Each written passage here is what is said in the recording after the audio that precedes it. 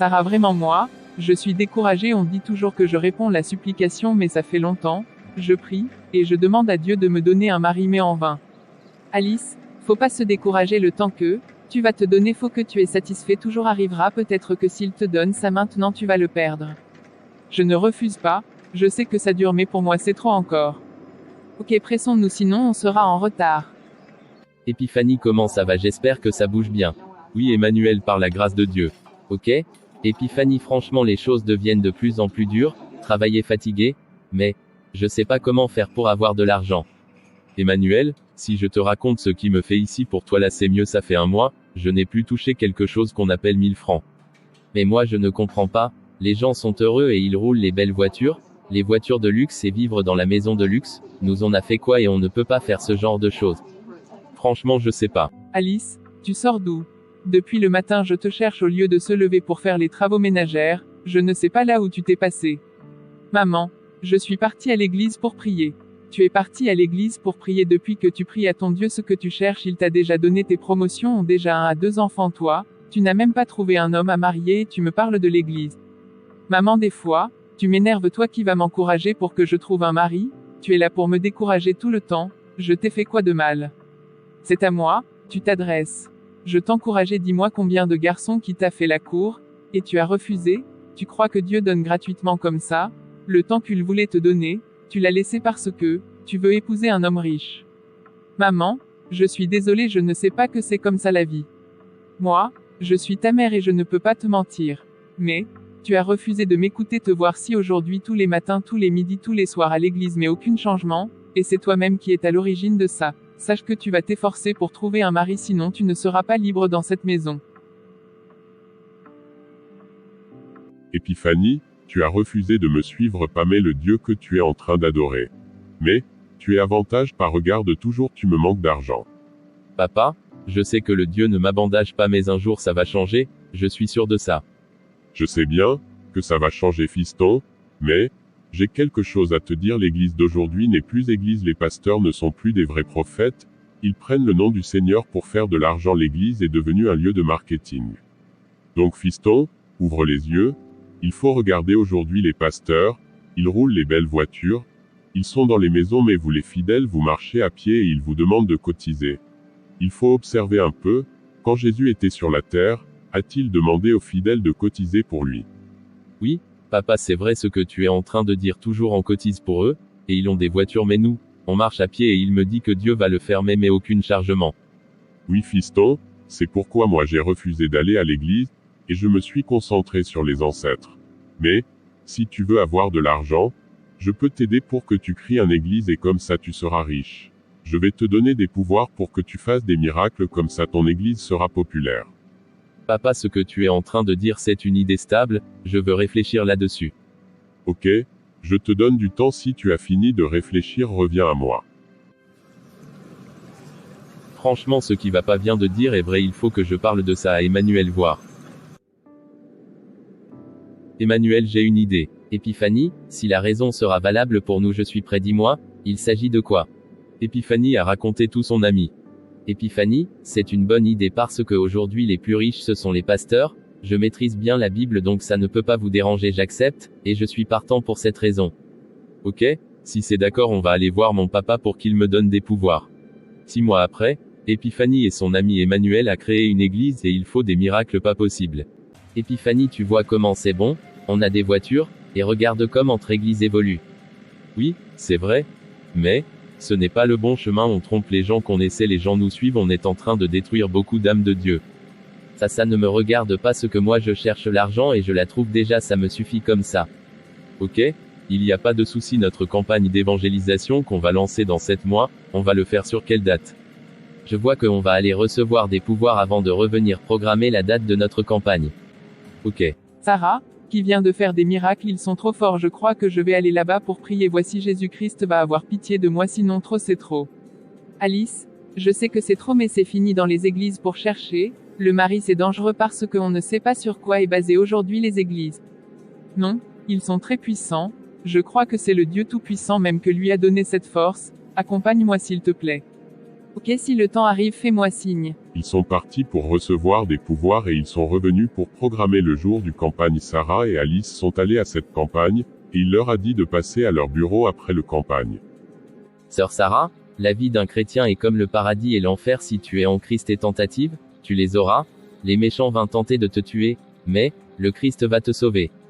Ok pasteur, mais ça fait des années que je cherche un mari mais je ne trouve pas. J'ai prié, j'ai déposé toute ma confiance en Jésus-Christ et je dis toujours que tu vas me le faire. Mais là où je suis désespéré, je ne crois plus en Jésus-Christ. Sœur Sarah, ne dis pas ça, Jésus-Christ c'est le temps qui va te donner et tu n'aurais plus besoin de ça. Nous les hommes on se précipite et on tombe dans les péchés, parce qu'on ne connaît pas, on ne sait pas ce que Jésus-Christ est en train de programmer pour nous. C'est pourquoi il dit que beaucoup de gens qui vont lui quittent parce qu'ils se précipitent. Ok, Alice, vous pouvez me parler de ce que vous cherchez. En plus le Christ est prêt à vous aider. Pasteur, vraiment ça me fait honte de le dire. Alice, parle, Jésus-Christ veut t'aider. Quelle est la situation dans laquelle tu traverses? Alice, vraiment c'est triste mais ne t'inquiète pas, Jésus-Christ est le Sauveur, il n'a créé personne pour la souffrance, la seule chose c'est de prier et quoi toujours en lui, il est prêt à te pardonner de tous tes péchés, le mieux c'est de la confesser et il te pardonne. Ok, pasteur, maintenant que dois-je faire pour avoir sa bénédiction? Pour avoir sa bénédiction, on va te purifier de tes péchés, te faire nouvelle en Christ et tu dois commencer à obéir ses commandements. Ok pasteur. Un an après la cérémonie de purification d'Alice, elle a pu trouver un mari et elle est mariée, mais Sarah lui est toujours célibataire. Vraiment? Moi et Alice on est en train de prier mais me voilà aujourd'hui, Alice lui elle est mariée. Et moi je suis toujours célibataire, personne ne me dit qu'il m'aime, aucun garçon ne m'appelle. Dieu, j'ai fait quoi demain pour mériter tout ça? Sarah, je crois que Dieu a exaucé mes prières donc, j'ai prié aussi pour toi pour que tu trouves un mari, comme moi, comme ça nous deux sera heureuse. Moi aussi, je le souhaite ainsi.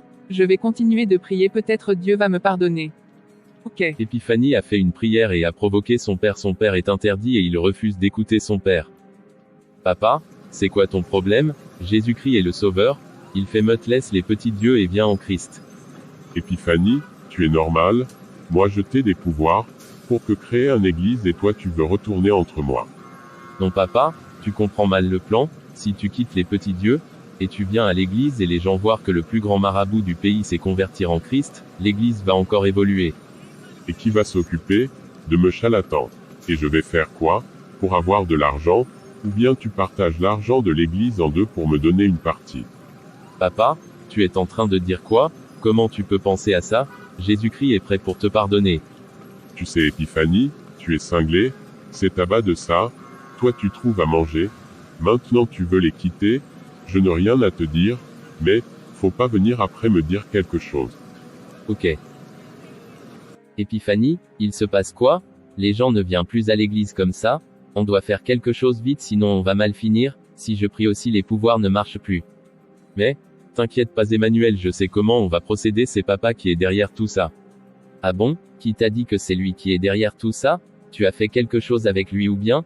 Il t'a dit quelque chose, c'est lui qui nous a donné des pouvoirs, comment il peut tenter de nous détruire? Je pense qu'il y a quelque chose qui se cache derrière tout ça. Emmanuel, ne t'en fais pas, papa est derrière faire tout ça, pour nous montrer qu'il est puissant. Ma raison, c'est de croire en Dieu, mais ce que mon père vient de commencer, je suis obligé de lui montrer que des fois l'élève peut enseigner son maître. Épiphanie, je ne comprends rien, il s'est passé quoi avec ton père? Emmanuel, ce qu'on va faire maintenant, on va chercher un marabout très fort, pour qu'il nous donne des pouvoirs, sinon, mon père va nous détruire. Franchement, je ne comprends pas toujours ce que tu es en train de dire, ton père nous a montré le chemin, qu'est-ce que tu l'as dit et il va tenter de nous détruire? Je dois connaître la cause sinon je n'irai pas chez un autre marabout. Ok, Emmanuel, je vais te le dire. Il a raconté tout à Emmanuel, et Emmanuel est énervé. Épiphanie, comment tu peux oser parler à ton père ainsi? Toi-même tu sais que c'est lui qui nous soutient, regarde maintenant les gens ne viennent plus à l'église, comment on peut trouver de l'argent? Emmanuel, je sais ce que je fais et je connais bien mon père, s'il se convertit c'est un avantage pour nous. Je ne refuse pas, mais, tu sais qui est ton père pour nous? Le mieux c'est de chercher à convertir d'autres personnes, pas ton père, sinon tu vas gâcher tout, si ton père se convertit qui va nous donner encore? Si, tu parles du pouvoir, on va trouver autre marabout qui va nous donner des pouvoirs, mais si c'est mon père, il faut oublier ça. Moi et toi on est en train de chercher quelque chose et toi tu as pu trouver. Mais, tu parles comme tu te soucies moi. Si je ne trouve pas de mari, sache que toi aussi tu ne resteras pas dans un foyer, je vais aller voir le marabout pour ça parce que je demande toujours à Dieu. Mais, il est toujours calme, il faut que je tourne la page voir. Que puis-je faire pour toi? Marabout, je veux que tu me tues mon amie Alice, moi et elle on m'a souffert ensemble mais aujourd'hui elle est heureuse avec son mari et moi, je n'ai même plus trouvé un homme dans ma vie, si je ne trouve pas de mari lui aussi ne peut pas rester dans un foyer. Mon enfant, les dieux sont prêts à t'aider ce que tu dois faire pour cacher la vie de ton ami tu vas le trouver ici. Mais, bien avant ça tu dois faire des sacrifices. Marabout, je suis prêt à faire tout. Ok, dois aller te coucher au cimetière pendant 3 jours.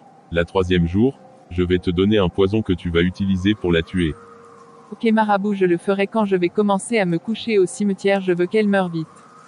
Ok, tu dois commencer le jour du marché et n'oublie pas, tu vas rester nu dans le cimetière, personne ne doit pas te voir, tu ne dois pas parler à personne quand tu rentres du cimetière. Ok, c'est attendu marabout. Elle a fini les 3 jours aux financières et elle est arrivée chez le marabout pour le reste. Ok, tu as fini la grande partie. Maintenant, tu dois faire tout possible pour empoisonner avec le poison que je viens de te donner. Dès qu'elle mange un peu seulement de la nourriture, elle mourra. Ok, merci marabout.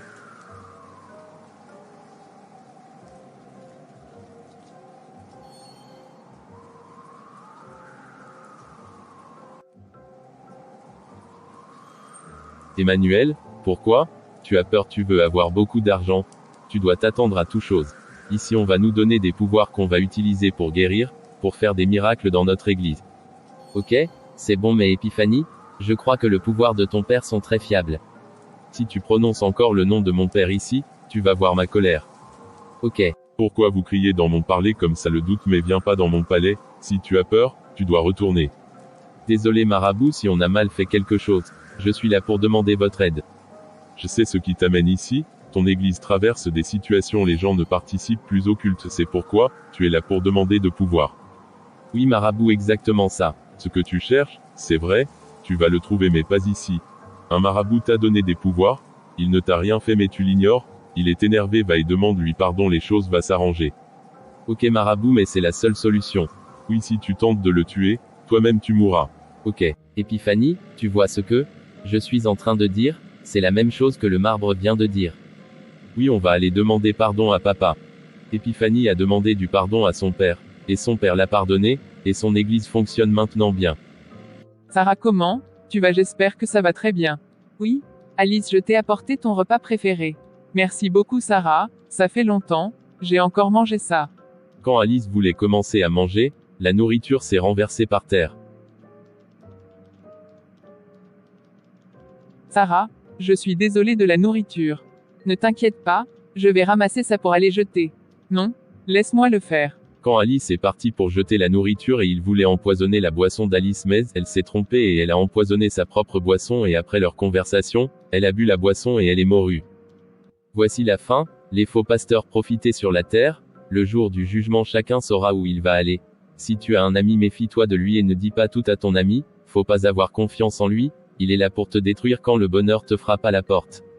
Et nous les fidèles, ne nous comparez pas aux faux prophètes, la parole de Dieu est identique même s'ils sont en train de prononcer le nom de Dieu pour avoir de l'argent, toi compte sur Dieu et non sur leur personnalité, comme ça tu seras sauvé.